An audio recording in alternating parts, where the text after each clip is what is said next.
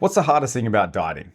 The hunger and the cravings. What if I told you that you could eat the same foods and the same amount of foods that you're eating now, but by making a few subtle changes, you'll be able to save hundreds of calories and make your fat loss journey a hell of a lot easier.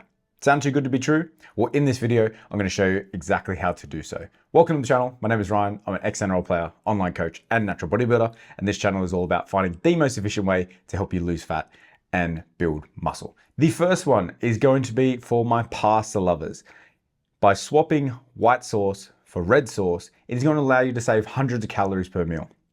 Main reason being, white sauces are usually cream-based, they're butter-based, they're cheese-based, which makes them a lot more calorie dense than red sauce, which is usually a tomato-based sauce. So by making the swap to tomato-based, still going to allow you to enjoy pasta, you're still going to have the same amount of that pasta, but you're going to save hundreds of calories per meal. Now, if you're someone who truly loves white cream-based pasta sauces, that's completely fine, but you probably want to opt for a reduced fat version. And most supermarkets will have some type of reduced fat option that you can go for. Now, this brings me on to my next point as well, which is going for low-fat versions of dairy. Now, most dairy products that we eat on a day-to-day basis has some type of reduced fat version. Things like skim milk, things like low-fat Greek yogurt, things like reduced fat cheese. This will allow you to enjoy the same meals that you eat on a day-to-day basis, but saving calories without having to reduce the amount that you're eating. And another super simple way is by minimizing cooking oil. Now, every tablespoon of cooking oil has 120 calories. If you can reduce that to a teaspoon, it's going to allow you to save 80 calories per meal. Now, if you extrapolate that out over the course of a week, that's going to be hundreds of calories per week. Another super simple way of doing this as well is by opting for spraying oil. Spraying oil is going to allow you to cover more surface area of the pan while using less oil, meaning you're going to be consuming less calories.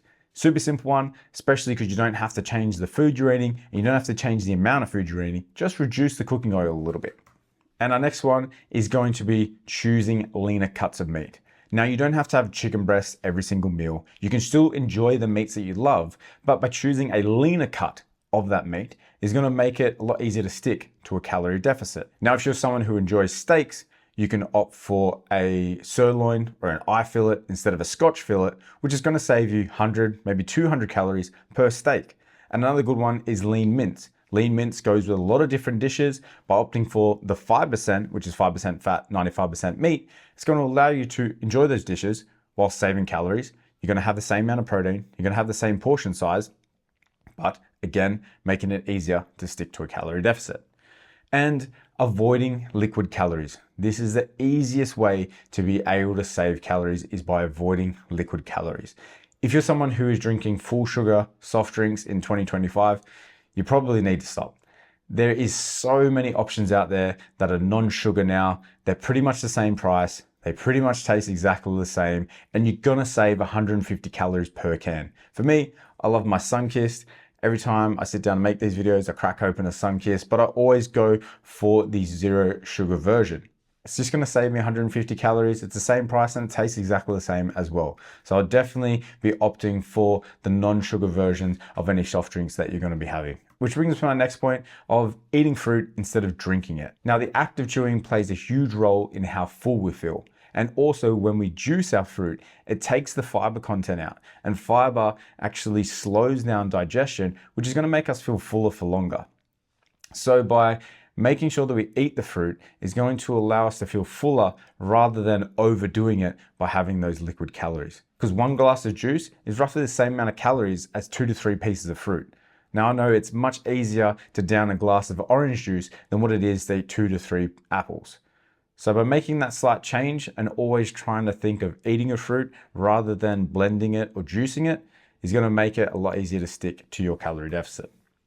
Another super simple swap is swapping rice for potato. Now, potato is the most satiating food you can eat besides non-starchy veggies. So not only are potatoes going to keep you feeling fuller, plus they're very low in calories.